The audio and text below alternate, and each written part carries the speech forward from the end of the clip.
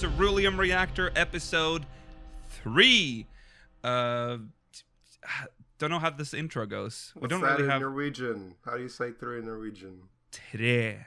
The number is tre. Really? Is it just that? Yeah. 1, 2, 3. 1, 2, 3. You know that a lot of numbers across many languages are very similar, Rollo. Yeah. Yeah. Is it because it's based on, like, is it Latin? Is it Latin counting? I would thought it would be more similar to German, but it's not. So that's why I was just confused. Oh, yeah, that's true. It's fairly similar. Drei and tre. It's Probably has the same roots. Sound, it's just the solidity of the first sound. The 2 is interesting, though, because that's two, which is nothing like zwei. So, zwei. So that's probably from Latin. Maybe you've got like an amalgamation. We probably just we just picked whatever we wanted. Okay, welcome everyone. Let's jump into our monthly recap. Rollo, what have you been doing since we last? I'm saying last spoke, but we last spoke like yesterday. So I've been in a bubble. So yeah. It's been a month since we last spoke, Rollo. What have you done? Firstly, I just really got into Rainbow Six Siege. Mm. I've always been playing it, like, casually. Like, my friends would be like, oh, hey, we need a 5th person for a full stack. I'd be like, okay, I've had this game for a while. I don't know what I'm really doing, but, you know, I'll have some fun with you guys. Mm-hmm. But for whatever reason, recently, I was like, I just really want to play a lot by myself, too. And I'm always asking, you guys want to play? You guys want to play? Did you guys ever play Siege? You tried it out? I know you guys aren't really FPSs, but...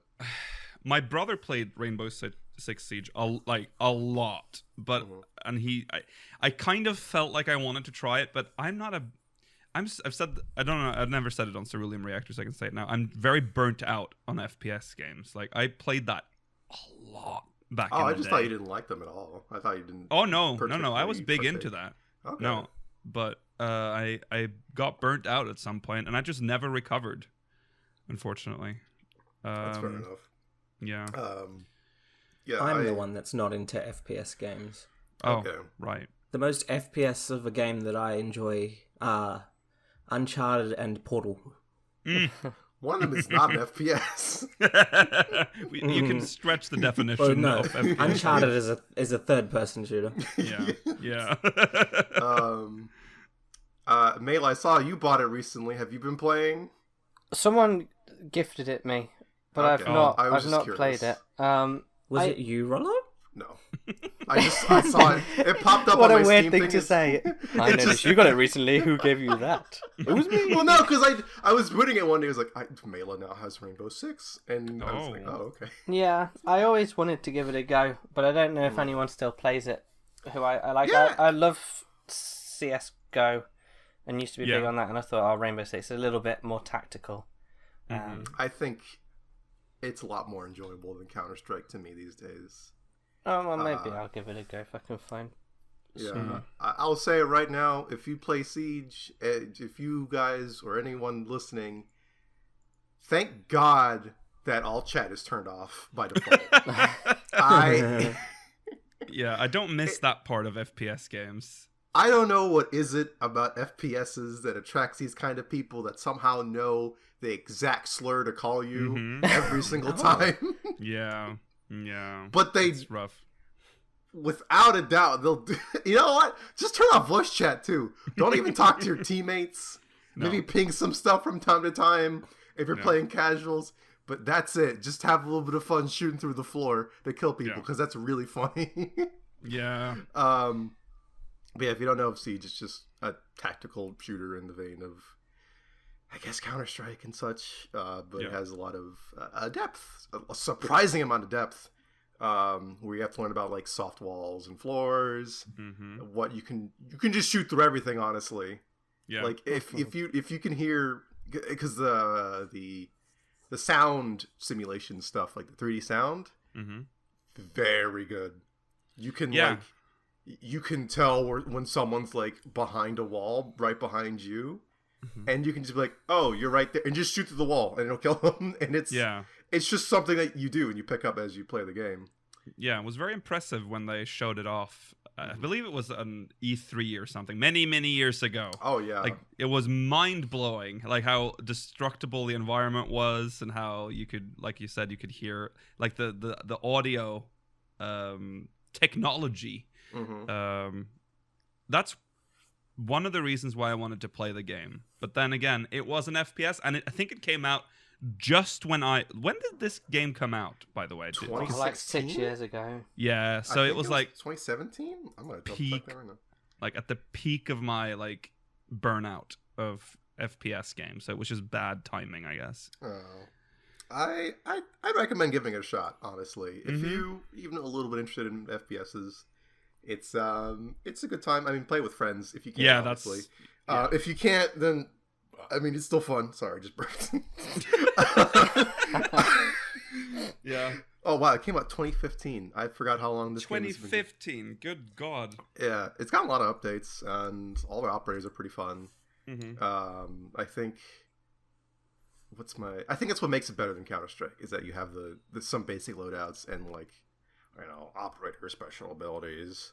Right. Some of them are fucking just BS, just like the most bullshit, like impossible sci-fi ever. And some of them are just like this person will make your phone ring really loudly in the middle of a match, and so you have to like stop everything, hold down a button to turn off your phone. And that's really funny, but it helps because with the 3D sound thing, because like you can hear a fucking phone buzz across a wall. And what else? There's just a dude with a sledgehammer.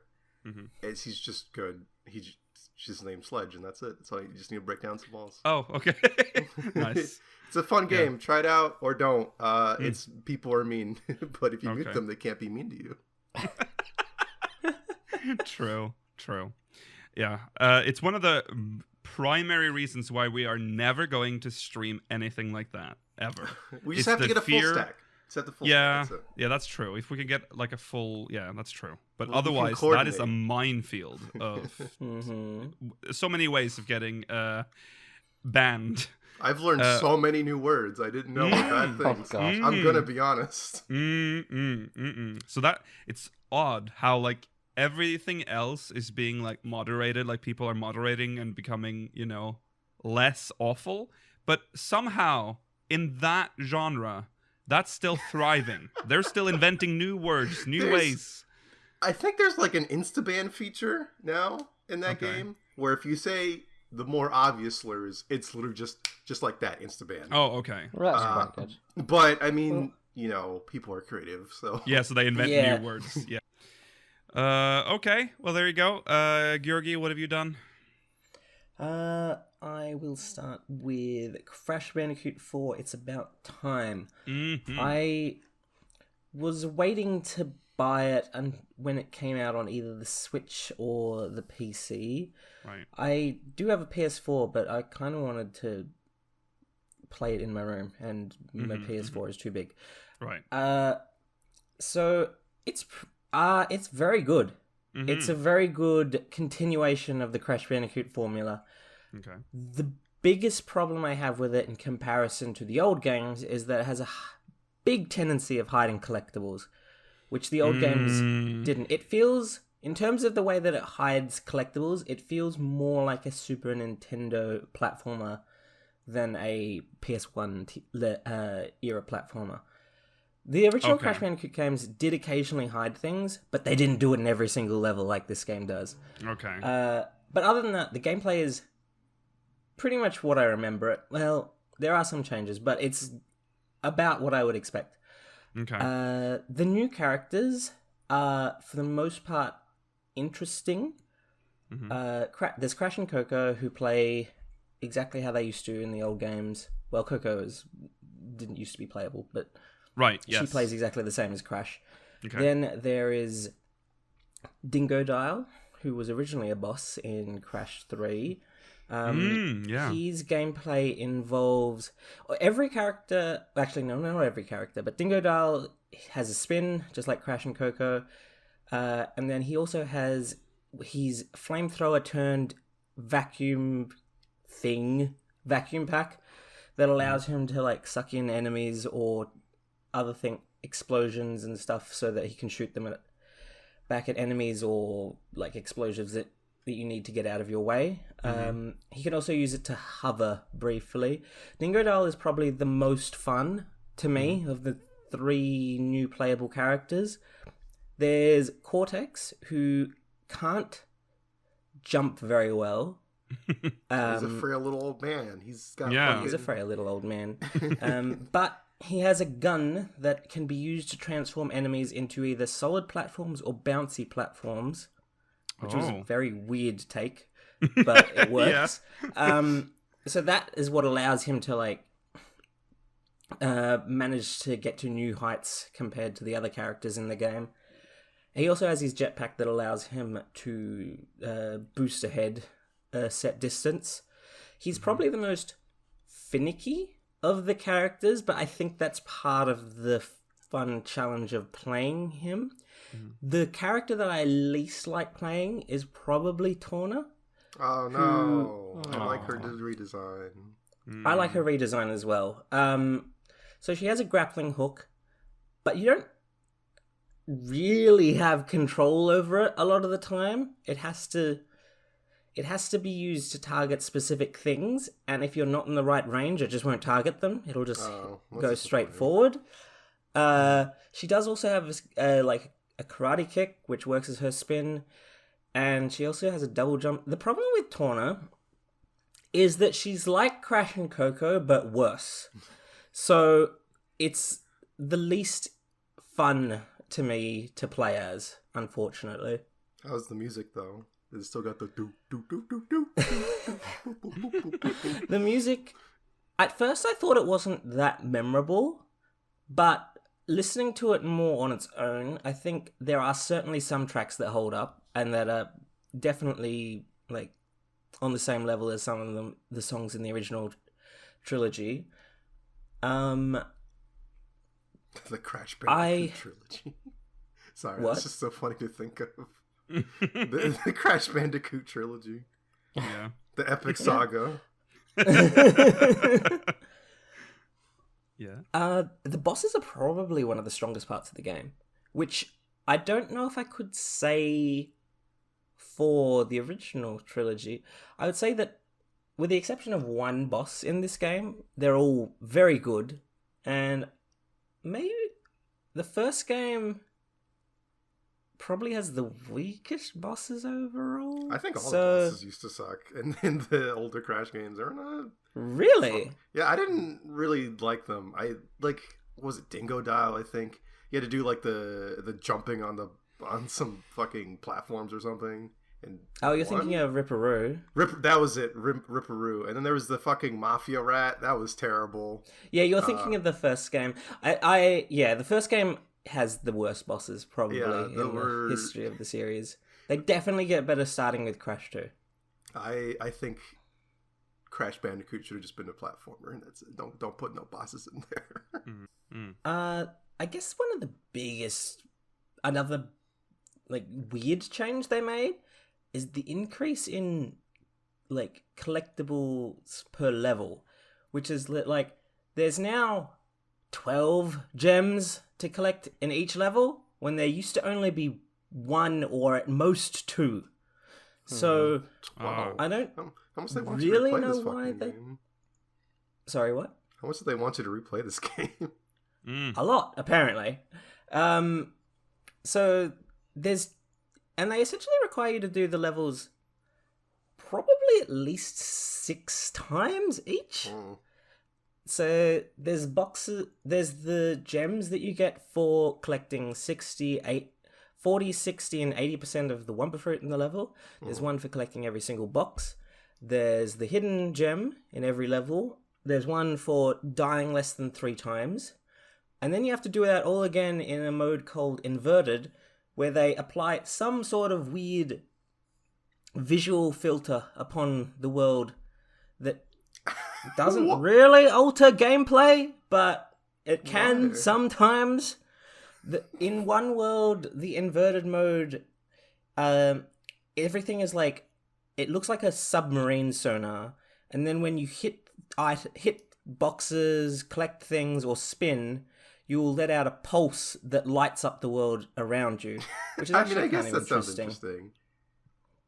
In the second world, it's just they apply this sort of fluorescent filter over everything. That's about it. Then in another world, the whole world is just flooded. So now you move slower. Why is it called inverted? I would imagine it'd just be mirrored or something, not wacky. They effects. are also mirrored. They're mirrored and they have these additions to Oh, them. okay. But Interesting. it sounds like I'm complaining a lot. It's very fun. It's going to be... I'm definitely going to keep playing it until... I don't want to say until I 100% it, because that's going to take a very, very long time. And something I haven't touched upon, this is much harder than I remember the original Crash games being. Oh, okay. I can't imagine... I mean, back in the day, it took me like months to beat a Crash game, but I imagine this would have taken me years. So... Video games are hard. Yeah. Video games are hard. Yeah, I saw there's like I mean, not that it's a surprise, but I remember seeing like the visual comparisons between the Switch and the PS4 were quite significant. But I mean, that's not a surprise. The PS4. No. I was surprised by the fact that there even is a comparison, because I guess it's fun to see how much more powerful the PS4 is compared to the Switch. But I just remember seeing that cropping up and people being like, "Wow, look at how shitty it looks on the Switch." You know, that's why are you surprised? It's the Switch. Yeah. That does actually remind me something in regards to the visual quality of the game, particularly when you are grinding, which is another new mechanic to the game that I don't like. The game has a tendency to move not too fast, but like it's moving fast enough that things, at least for me, look like they're blurring, which makes it harder to play. Oh, I see. Can you just turn off the motion blur? I think I did. Okay. That sounds awful. I hate motion blur. I'm sorry. Yeah, that's not right. I can't tell if this makes me like the rail sections less or if they're just actually bad. So I would need to watch someone play it on a different system to truly be able to decide that. I'm looking forward to the 3-hour-long video essay produced by Guri on the retrospective. Okay. The problem with Tawna Bandicoot. A video essay by Guri. Yeah. But I would recommend it.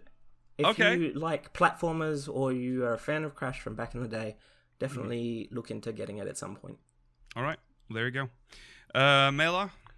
Okay, strap in. Okay, I'm strapping in. So- I'm putting the belt on. For the last week, I've watched Star Wars episodes 1 through 9, so I am about to spoil all of them. So, spoiler warning. If for some All reason... 9 in the last week? Yes. Jesus wept. That's how much time did you have? And no, you have to really understand, tough. this is a big thing for Mela, because Mela has said this before. He doesn't like watching movies, because they That feel is like true. a waste of time. So he's really committed here. I've very much committed. Did someone force you to do this? Like, was this No, like with your friends? I've never watched 7, 8, and 9, and I thought if I'm going to watch them again, it's been so long since I watched the old ones as well, that I might as well just watch them in like chronological order. Right. So the prequels 1, 2, and 3, they're a lot better than I remember. Okay. A Yes. lot better, So I've with had the a exception similar. of Jar Jar Binks. Yeah. Upon rewatching, it's been a while since I rewatched them, but I rewatched them and had a similar like reaction to it. I'm like, I felt like this was worse when I watched it the first time around. I think people are just memeing on it more. I think nowadays. 3's still really good. I liked them. The Phantom Menace. Darth Maul was a much better villain than I remember him as well, and the way he acts in that that really good fight scene with Qui-Gon and Obi-Wan, and he like just paces while the force fields are up, and it's really good. I'm a little upset he died. Like well, we already said spoilers that he dies so early in the like he dies could in have been that a better scene. character. He doesn't. He's not dead. He came back with robo legs. No, he didn't. What? Yeah, he doesn't. Darth Maul isn't dead. Well, he's dead in the main series. In the main. If it's one of these movies. He's not. Canonically not. And this isn't like a Legends thing. I mean, it used to be, but they put him in. I think Star Wars Rebels or something.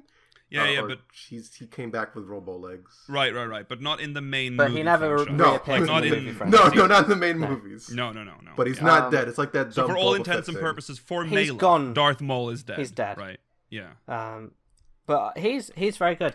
The fight scenes in those ones are probably the best in the series as well. They're well orchestrated. They feel like good fights, and all the movements are good. Qui-Gon Jinn, probably my favorite Jedi of all of them. Really? Because he's so like calm and collected. I feel like he's just so short-lived. No, he is short-lived. He dies in that one as well. But I believe him to be the most enjoyable Jedi to watch. Yeah, that's Liam Neeson, right? Yes. Yeah. I always feel like people just liked Obi-Wan because Ewan McGregor is just so charming. No, Obi-Wan was good, but he had too many flaws. Where he wasn't a true Jedi, whereas Qui-Gon was very. I mean, he just sat on the floor and meditated while the force fields went up. Yeah. And then instantly jumped back in to get Darth Maul. It was a good fight scene. Music too, Duel of Fates. That's a good one. All good music throughout the first. All the music is good. Well, throughout the whole thing, really. That I felt a bit uncomfortable with. I think the character was the Chancellor or something. He was one of the aliens, and they had slightly racist accents. Yeah. The Trade Federation. Yeah. I wasn't a big fan of that, but I overlooked it. Also, let's not forget about the Bug Man. They made him like Middle Eastern. You know, the one who the owns spare parts man. Anakin. Oh the slave trader. He's a bit awkward, a bit unfortunate as well. They dial it back though. I guess they learn eventually. Yeah. And Jar Jar. The less said about him, the better. But he was so annoying. The worst character. But Phantom Menace was good. I just want to say the Jar Jar. We said like going back. The prequels are good technically. Like I feel like they're better than technically. What people, like I feel like people give them more shit than they deserve. But Jar Jar has not gotten any better. In fact, I feel like he's gotten worse over time. He has gotten worse. Really, a really shitty and unnecessary character. Unlikable. Did you? Yes. Did you guys ever hear about the actor that played Jar Jar? No. Why? No. He got this. His life was like ruined for a while. Because people were like, "Fuck you, you stupid idiot! How dare you play Jar Jar?" It's not his fault. And it's just like I played it. And he was happy about playing Jar Jar too. He had fun with it. And then people were just like, "Fuck you, you monster!" It's weird because the other Gungans were normal. Yeah. So I don't know why Jar Jar was such an outcast, but it's weird because he eventually represents Padme as in the Senate. Pretty much, he's like a senator by the end of the first three. So that's awkward. Into the second one, the Attack of the Clones. That one was fine. Like that one and episode 3 were good. They were fine, but they were kind of just leading up. They're like set up, for the following films. I mean, it was good watching Anakin grow up and be corrupted and have his internal struggle. Yeah. And in the third one, that battle they have. On the volcano planet is pretty cool. There's this like sad because you already if you've watched the old movies first, which a lot of us have, you already know that the Republic is gonna fall and you know everything's gonna go very bad, and it really happens in movie 2. Like in the first movie, it's like the setup for what's about to happen, and then movie 2 and 3 is when it like all comes crashing down, and it's really. I don't know. That's what makes those movies good. It's like you actually see what led up to the old movies. Like this is what they talked about. They just mentioned briefly in the old movies, like how we got to this point. So I guess, yeah, That's true. I think movie 3 is perhaps the best one in my opinion, though, of the prequels. Movie 3 is the only one I've watched, and it's definitely watchable even without the context of the other movies. Right. Yeah, it was pretty good. And a lot of in 2 and 3, those big battles with the Jedi, and then watching them once Palpatine has gone from Chancellor or Senator to Chancellor, beginning to become Emperor, and when he executes Order 66, and there's like just the quiet scene of all of the Jedi being turned upon by their friends, and it's really well done. And of course, let's not forget the Jedi Temple. Oh, and when Anakin slaughters the younglings. That's such a horrible It's dark. scene. Yeah. It's very dark. Yeah. But is it like, are some bits still watchable with like how memeified some shit is? Yeah, that's a problem. Like, it was perfectly watchable even with all the memes. All right. Because like, I don't know, hearing unlimited power. it only briefly phased me. Yeah. The one thing that caught me out most in all of them were the Jawa noises, because I can only think of Minecraft. When they're going Utini. Yeah. It was ridiculous, but yeah. And also when there's that massive fight on, I don't remember the planet. There's like a big water thing, and the Wookiees are there, and they're attacking. And it's the one Yoda went Kashyyyk. to. Yeah. That one was really good. That battle. Mm-hmm. Yeah. And then we move into the mainline 3. Yeah. So it's a rough transition. Because those 3 are probably I still would agree that they're the best storyline wise and character wise for sure. But there's the combat scenes are pitiful. It's really hard to watch after the amazing episode, like the Darth Maul fight versus the Darth Vader fight. Wow. Yeah. They're just like leaning into each other like a little bit. Yeah. They are they're not. Yeah, production quality drops quite significantly for at least the first of the 3. Which is what's it called again? There was a New Hope. A New Hope. That's what it is. The Empire Strikes Back and Return of the Jedi. Yeah. Yeah. Darth Vader, Lord Vader, is the greatest character in that entire thing. He's so well written, and watching him go from he's a six movie character. Yes. So he's important. He's always there, and you've watched him. And Palpatine as well, actually. When he's the Emperor, is very good. Yes. And they're just good characters. Luke, going from being this like stupid miner guy, just living at home, to the hero he becomes. Han Solo, going to all the different planets, and it was good to watch those ones to see which CGI holds up and which doesn't. Right. It's quite decent still. Did you watch the ones that added the new CGI to the old trilogy? Probably because it was the ones on Disney+. I don't think there's no escape from that. Yeah, because it was pretty good. It wasn't like there was nothing that was jarring or anything. I found that jarring in the prequels because he went back to the prequels and added stuff as well to the first movies. There's like a big like there's one scene where they enter like a town, one of the desert planets, and then there's like a big creature passing by the camera way too close, and you can see the pixels and the janky like tracking. Oh god, it's so dated. But yeah, they did that to the I feel like they did it better in the original movies. It's more subtle. It was pretty good. They're just a classic. And you remember Luke's outfit from was it the Return of the Jedi?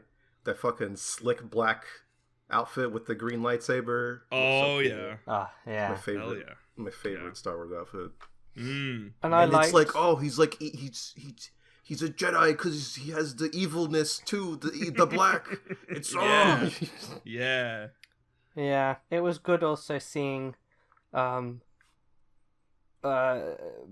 Fett in the first 3 with Django, his father, and then he's just in the family business in the 4, 5, and 6. Yeah, just as a bounty hunter. And some of the planets they go to are cool, and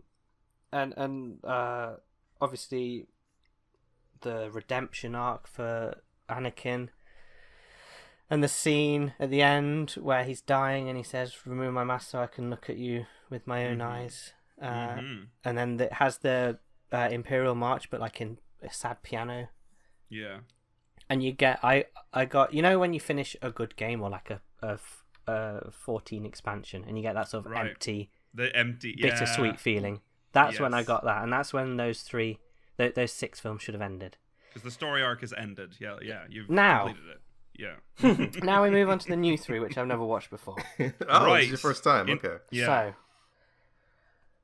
I'll just start by saying that this is Rey Palpatine is the single worst character that has ever been written, almost ever. I think. Do you? Massive spoilers for that, by the way. Yeah, you dropped that spoiler quickly, but yeah, all right. Well, I refuse to call her Rey Skywalker because that was lame. Well, so yeah, there's a lot of. Do you know like anything about like the mess that was production of these movies? No, but I can imagine it was awful. Yeah, you clearly. Yeah, I'm pretty sure you can tell that it's like there's different directors, and then they just wrote their own fucking scripts in between. And they didn't really follow each other's stories at all. So like one guy will set up the story in the first, and then the second one will like, I'll ignore that and I'll do something else. And then the first one who did the first movie is like, wait, what have you done to my story? Gosh, yeah. And then he tries to rein it back in, and then he's like makes something else up because it's so fucked. That's what happened essentially. Yeah. Well, it's awful. Because the first... Yeah, go on. She is Emperor Palpatine's granddaughter, which he has not got any children mentioned at any point. Well, you should probably... Like, that is not revealed until the last I know that's movie. not revealed, but that is the source of her power. Because so she believes she has some sort of...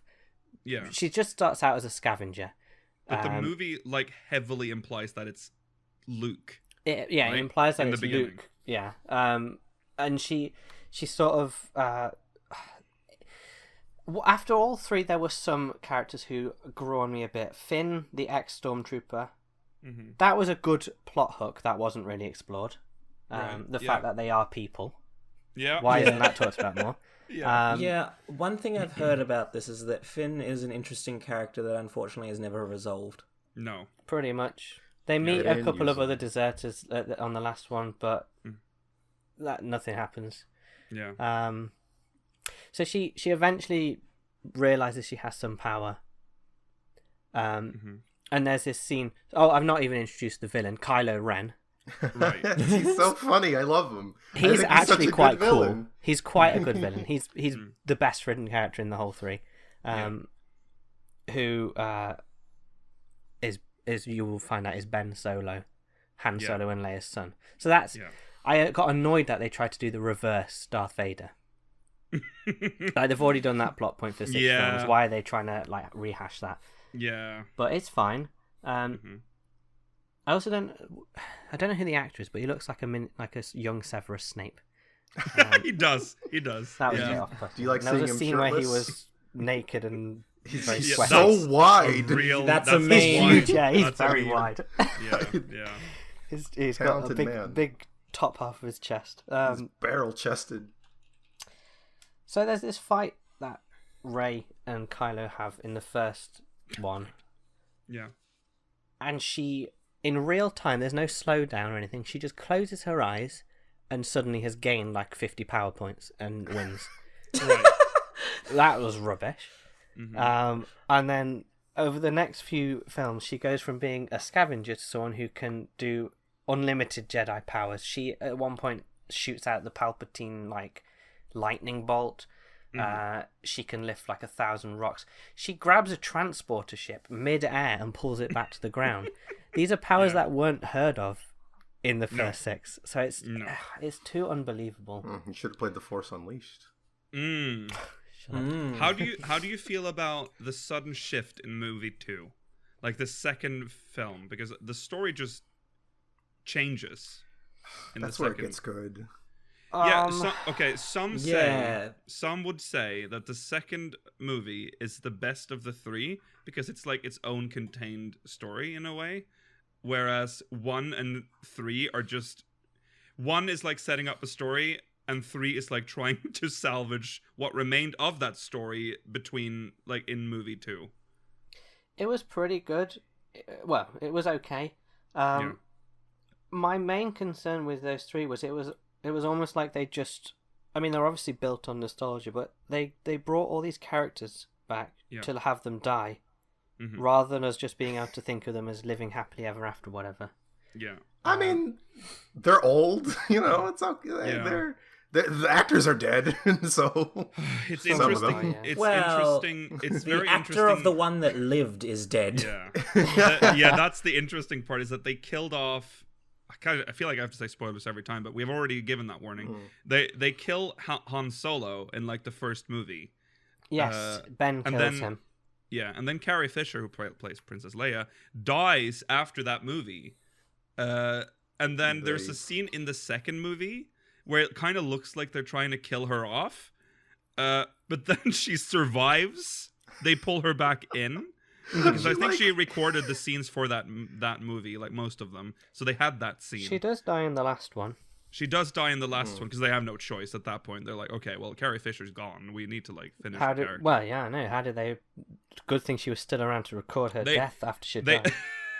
They had some like B footage of her, I think, from the second film that they reused. It looks very obvious, I think, in the third movie that they're like there's a scene where she's talking to Ray, and it's at that like salt. Shut up! Didn't talk to you, Siri. She's like, it's at that salt planet or whatever it is. That was cool. Yeah, I like that planet. But she talks to her there, and it's obvious that she's talking about something else, Carrie Fisher, in that scene. And they've just kind of tried to make it sound like they're having a conversation. That was a bit awkward. But that was a decent battle on that planet, because the way the white surface salt was red underneath, it was visually nice, but it was meh. I suppose it was cool when Luke used his magic to teleport his image there, and they shot at him. And watching Ben Solo slowly lose control of his mind, it's so funny. Was good. He's such a little brat. Yeah, but you can tell he is obviously a conflicted character, and they actually brought that to show quite well compared to a lot of other characters. Yeah.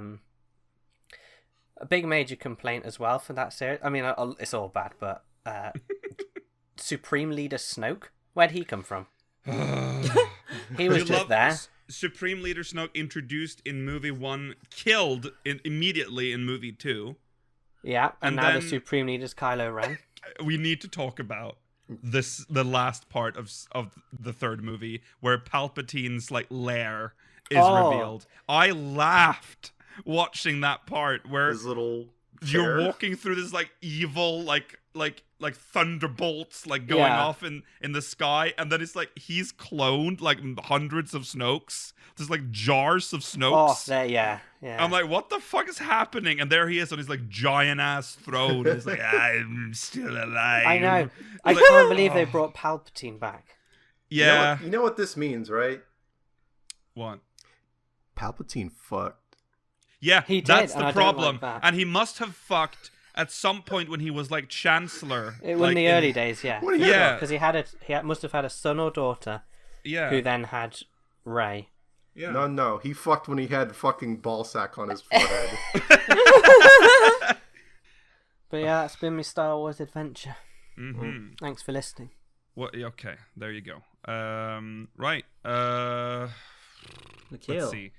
It's me now. Well, this is kind of shared with me and Mela, I guess. But recently, we've been playing Satisfactory. which is a game that's actually pretty old, but it's still in beta, I think. It's still in beta, right? Or is it alpha? I think it's early access on Steam. Oh, early access is what it is. It's been in early access forever. It's if you've played Factorio, it's similar to that. It's just a very like micromanaging, like setting up supply things, building. It's hard to explain. If you haven't played a game like it, it's hard to explain. But essentially, you want to produce goods and like materials for projects that is just like never ending. Mela and I have a goal of we just want to build a train. Yeah. That's all we want. And we are about to unlock that milestone. But Satisfactory is like a game that will consume your life. It is a game that has no end, and the world is huge. So essentially, you land on an alien planet by a company called Fixit, and your goal is to make items and send it up through your hub. Your hub has like a little rocket ship that you can set little goals, and then it's like, okay, we need 100 iron ingots, we need 100 steel pipes, and 100 concrete. You produce that, put it in, send it up, and they unlock new recipes so you can produce more shit that they want. It sounds horrible. It sounds like a chore, but the thing is, it is so satisfying when you get a real production line going, and it's like fully autonomous. You have a mine hooked up to a smelter that makes ingots, and then the ingots go into a constructor that makes iron plates, and then the iron plates go into storage, and if like another machine needs it, you can just connect the storage to like another machine that takes the iron plates and some iron rods and makes like, I don't know, cans. That's not a real thing, but that's essentially the goal. And then you unlock a space elevator that has like unlocks bigger things. Like that's like the end game thing, and that's how you unlock shit like trains. That just sounds so dangerous. I know it is really. That's why I'm not playing that game, because I know I love it, and I do. And it's so deep, and the train system has like timetables and shit you can set up, Rollo. It's crazy. I like a good timetable. Yeah. Or a train map. Yeah. Oh God, I would love. We are so close to getting it. So Mela and I have a little base. Well, it's quite big now, I will say, not to brag, but there's a relatively large base, and we've just started looking for we have to look for new places to settle, because we're growing out of our base, and it's, once we get the train, we can have more bases around the map. We recently, there's dangers around the map, by the way. There's like alien creatures that you have to defend yourself against, and all you really get when you land on the planet is like what did they call? Like a stun. Chisel? Oh, what? No guns. It's just like a stun stick. Yeah, like a stun stick. So you're very limited in where you can go, because there's some aliens that spit like acid at you, and they're very dangerous. There's also like, do they break your bosses. machines? No, they cannot break your machines, but they can kill you, and if you die, you lose everything you're carrying, so you have to go back and try to fetch it. Mela did something crazy. Okay, so we had built a coal power plant, which is a big breakthrough, because you get a lot more power, because before then you have to use like biomass like leaves. Burners. Yeah, from leaves, and it's a fucking nightmare, because you have to constantly refill them, and if you don't, power just goes out, which stops your entire factory. So it's a headache. So we got this coal factory set up, and there was a piece of uranium on one of the rocks nearby, and we are very far away from like dealing with nuclear power. We are still cavemen, technically. We're in the coal era, so that is very dangerous. It has radiation. So we thought, we need to remove that. So Mela runs over and starts removing it, right? He gets like a little pick and then you remove it. But unfortunately, that means that uranium is now in Mela's pocket. So Mela's like, oh, we have to run away before we die because there's like a radiation gauge that goes up and you start losing health. So I'll just do this real quick and then run away. He doesn't, runs away, but he's carrying the uranium and he just dies. Like he just falls over. And now we have a contaminated box of uranium in the middle of our production line. So there was this whole mission trying to move it. This does not meet OSHA standards for workplace safety. No, that box is still there, by the way. We managed to move it. Like Mela died again further away, so we got it moved to like the center, but it's still there. We can't remove it until I don't know how we can remove it. I guess at some point we just unlock nuclear hazmat suits or something. So you would say that it is satisfactory. Just the the game. Yeah. Okay, that is that. Rollo, what else? I'll just do my last two things together real quick then. Okay. Firstly, I've been playing a lot of Risk of Rain 2, because that is Risk of Rain 1 is like one of my favorite games of all time. I've played like 60 hours of it back like 10 years ago. Okay. And 2 is just the same thing. But better and in 3D. So it's like a little third-person shooter. A little, what's it called? RuneScape? No. Roguelike. There you go. Right. I don't know why I thought of RuneScape. It's a little roguelike, where, you do the shoot things and you try to not die. But then you have the fun item combination, so if you have a character that has lots of fast attacks, you can do like lots of on-hit items like bleeds or missiles that launch every time you attack. So that's fun. They recently had an update. It was the anniversary update where they added the bandit, which was one of the old, when I was following the developer blog like 3-4 years ago, something like that. That was like one of the first characters they made, and I was really sad they didn't include it in the release. So they implemented him, and he's really fun. All the characters in Risk of Rain are super fun and interesting. Except Artificer. She fucking sucks. I don't know how to play her. Sorry.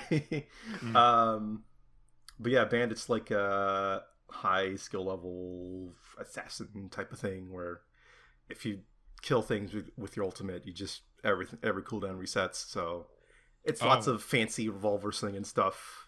They added some other stuff with the update. They added a secret character, which I won't spoil for people. I won't tell you how to get it. It's pretty easy, but just try it out. Okay. Bird up. But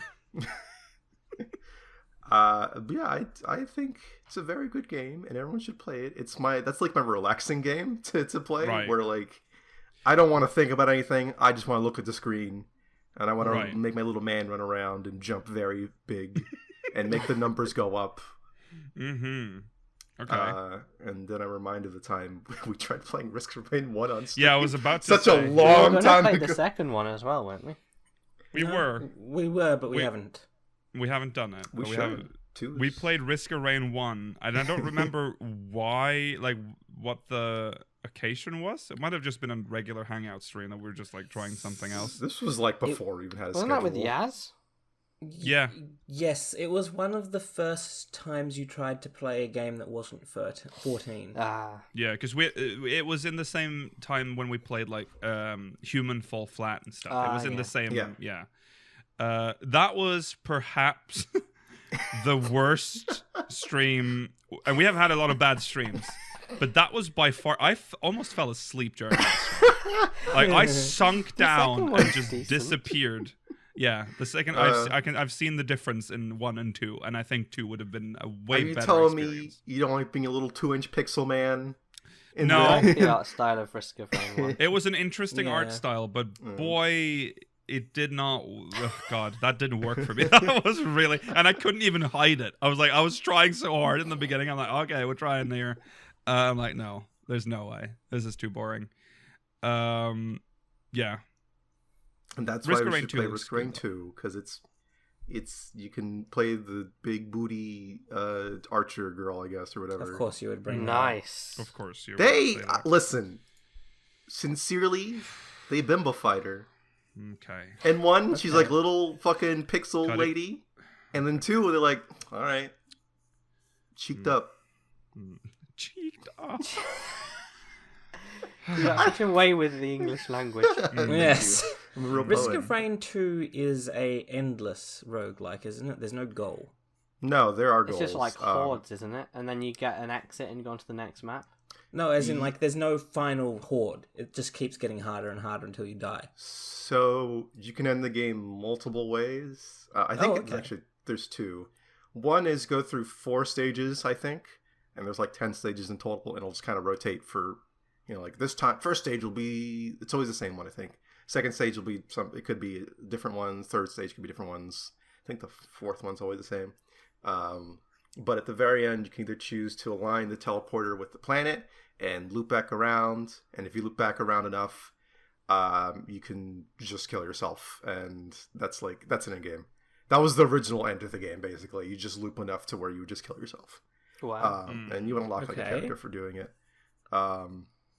And if you, since the 1.0 update, I think, which was like a year ago or something like that, you can align it to the moon, which is aligned to by default, and then you'll fight the big, scary, bad monster in the final level, and he's very hard. This game's very punishing, and if you didn't build the right thing for your character, the game will just laugh at you.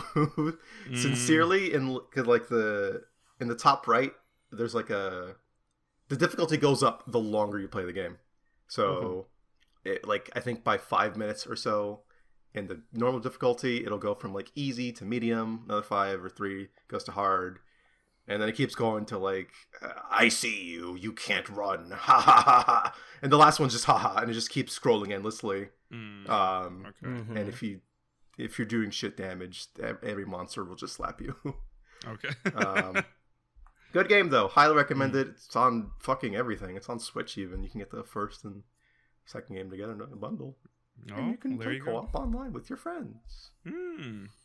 Then my little third thing is that I've been messing around with RPCS3, which is the PS3 emulator that's been in the works for a while. Oh god, that's been in for a while. Yeah. Yeah. It's been playable the last 2-3 years, I think, now, for the most part. Okay. But so the reason why I've been wanting to get it working, because I wanted to stream Drakengard 3 very badly, because Drakengard 3 is very fun. If you like Nier, it's fun. It's something. It's not like Automata. Do you not have a PS3, Rollo? I do have a PS3. This game runs like ass. Oh, okay. It is. This came out at the end of the PS3's life, like as the Okay. PS5 was already out and kicking, I think. So it's something that should have PS5. You mean Sorry, PS4? PS4. Sorry, PS4. This should have been a PS4 game, because when you play it, it is sub 20 almost constantly. Oh, interesting. I think originally at launch, every time you hit an enemy, it would like, splatter blood on the screen, be like, "Oh, you're killing people, haha, murder."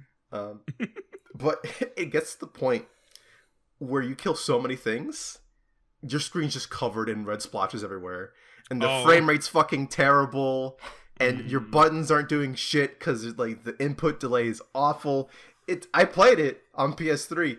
Miserable fucking experience. Do not recommend playing Drakengard 3 like that. But you can do the 60 FPS patch on the RPS3, and who would have thunk you can make a fun little basic action game at 60 FPS when things aren't running like ass.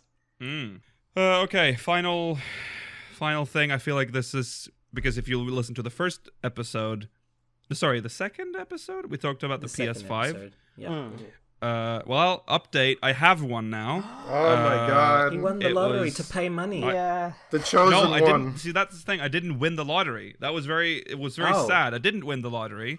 So I was like, oh, I'm bummed out. So I went to this forum. I was looking for like how to get PS5. And then I found this like really shady forum, which I suspect is full. What? Sorry, I was just gonna say, how to get PS5 is such a like an adult term. No, that's not how I Googled. It's such a teenager's like method of finding things. Yeah. It was like PS5 get Norway soon. It's not much better. Like quick, yeah. It's like that's how I Google.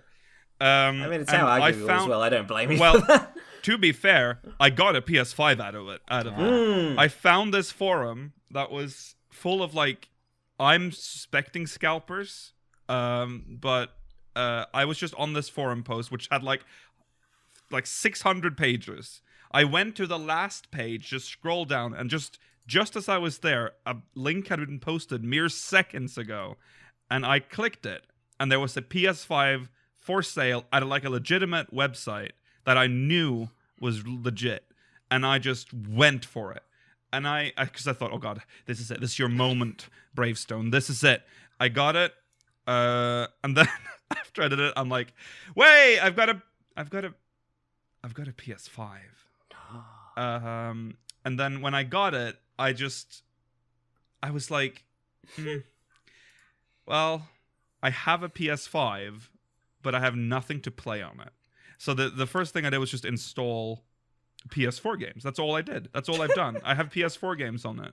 Only exception is we played the the Resident Evil 8 demo on it, which looked good. I have also played the Astro. What is it called? Astro's Playroom. Astro's Playroom. Yeah, which is a very good game. It's a really good platformer. It's very short, but it comes with your PS5. And it's more like learning how to like use, or it's to show off the controller, which is very impressive. It has adaptive triggers at the back, so it'll like it can get harder to push in, and it'll have like tactile feedback. It's very impressive. But other than that, there's not much else to do on it. There's not many games on it. I am shocked at the prices for these games. I knew they were going to be expensive, but it's just something about seeing like games for like almost $100 on the store. Yeah. I don't even know why they're that expensive. Is it that? I'm assuming these will drop eventually. Well, I mean, but it feels like we're going back to the era of at least what the PS3 and the 360 were in Australia, where you could get games that were as high as $120. Right. Yeah. But I will say the PS5's loading stuff, very good. I do like how quick everything works. It's just, there's no loading to get into the PlayStation Store, for instance, which if you are on any other console right now, PS4, Switch, Xbox, Switch. when you go into, especially the Switch, there is literally nothing. It's like as if the store's been loaded in already. Like you just go, here's the store. Same with the games. I mean, there is the initial loading. Like obviously you can't escape that. It needs to like actually read the files. But yeah, it's very quick and very, very smooth. But I will say this, not recommended. I don't recommend the PS5 right now because there are no games. So if you feel like I did, like, I need to get a PS5 now, trust me, you don't. Okay, we had a lot to talk about today, it seems. Let's jump into some news stories. There's been a big bust, a police bust, on the world's biggest video game cheat operation, in coordination with Tencent and the Chinese police. One of the biggest video game cheat operations they've been taken down. Which, when you listen to the amount of revenue that this cheat ring has built up, it's crazy. $76 million was made by this organization. And they had a subscription model, which is bizarre. So the police seized assets worth $46 million, including several luxury cars. The operation was called Chicken Drumstick and had a website selling to hundreds of countries and regions, local media reported. Subscription prices for users began at around $10 a day and up to $200 a month. Okay, $10 a day. $10 a day! For That's what? Bonkers! To be good at video games, CS:GO? Mailer. It's not to Yeah. be good at them, though. Surely you can't get To any make satisfaction. people think you're good at video games, Mailer. Oh, Yeah. it's such a false Small price to win pay for- to be but good.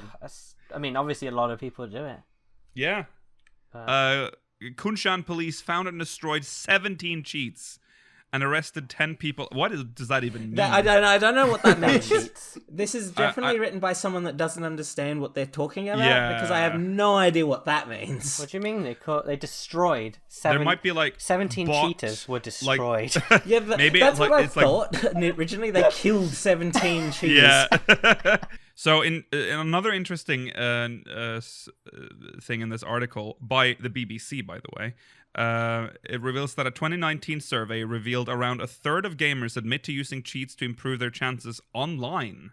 That's crazy. When you do it online, there's a higher risk of being like found out, and also you're messing up for more people if you're cheating. Yeah. Like, Yeah, cheat in single player games if you want. yeah. It doesn't Go on. affect anyone but you. But Yeah. I don't know. I just think I wouldn't find any satisfaction from cheating in an online game, and certainly not to pay for it. Like if I bought on my main character on 14 one of the like level skip things, I'd feel like that job was tainted now because I hadn't earned it. If it's on an alt, whatever, but even that would make me feel unsatisfied. So I can't imagine. It's so pointless. Yeah. Well, there you go. One of the biggest video game cheat organizations is down. Cheat rings. Rest in peace.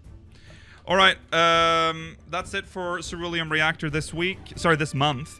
Remember to follow us on. This is on Speaker's Place, so subscribe, I guess.